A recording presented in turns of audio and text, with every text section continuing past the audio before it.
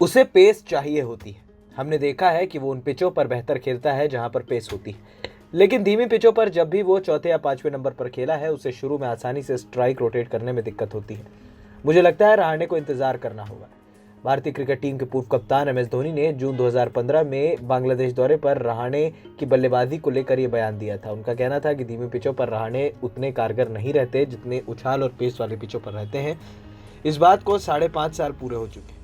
भारतीय test team के उपकप्तान अजिंक्य रहाणे अभी भी उसी समस्या से जूझ रहे हैं। ऐसा लगता है कि वो पूर्व कप्तान के बयान को सुधारना नहीं चाहते। अक्सर देखा जाता है कि बल्लेबाज अपनी सरजमी में मजबूत होते हैं, घर में वो बब्बर शेर होते हैं, लेकिन रहाणे के लिए ऐसा नहीं कहा जा सकता, बल्कि वो तो भारत में हाफ लायन हो जाते हैं। अभी रहाणे की बात इसलिए क्योंकि चेन्नई टेस्ट में वो बल्ले से पूरी तरह नाकाम रहे। पहली पारी में एक और दूसरी पारी में बिना खाता खोले रहाणे आउट हुए। ऐसे में उनकी बल्लेबाजी पर सवाल उठ रहे हैं। वो कटघरे में खड़े हैं। वैसे रहाणे ने हाल ही में ऑस्ट्रेलिया दौरे पर मेलबर्न टेस्ट में शतक लगाया था, लेकिन इस शतक के बाद से 7 पारियों में वो एक बार भी 50 से ज्यादा पार नहीं कर सके।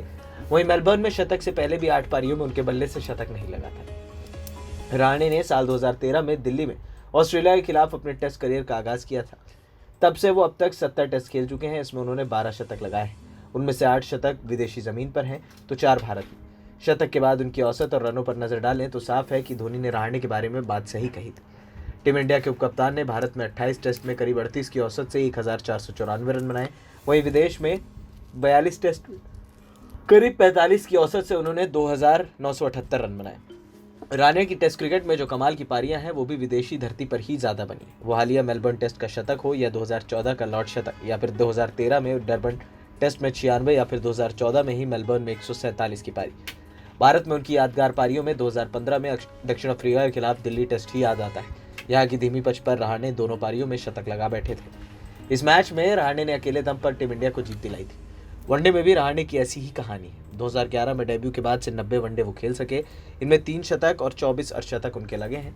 1 शतक घर में तो 2 बाहर लगाए। भारत में उनकी औसत 34 की और 1156 रन है। वहीं विदेश में उनकी औसत 36 की है और 1851 रन है उनके। साल 2015 में धोनी के बयान के बाद रहाणे ने कहा था कि वो इस फीडबैक पर काम करेंगे, लेकिन रहाणे का खेल अभी भी विदेशों के मुफीद ही है। ऐसे में इंग्लैंड के खिलाफ वर्तमान टेस्ट सीरीज में भारत की वापसी के लिए इस बल्लेबाज का फॉर्म में आना बेहद जरूरी है।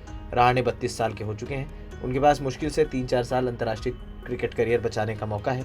इसलिए इस समय वो घर में अपने आंकड़ों को ठीक कर लेते हैं तो टीम इंडिया के भी काम आएंगे और उनके खुद के। ANP न्यूज रूम की रिपोर्ट।